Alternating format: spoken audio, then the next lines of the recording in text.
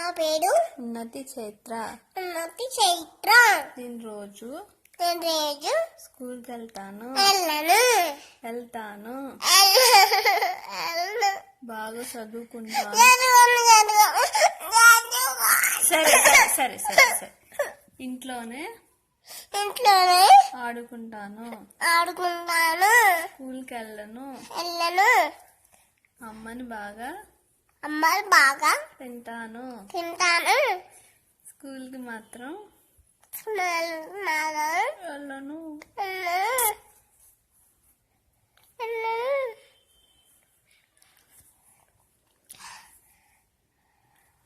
అమ్మ పేరు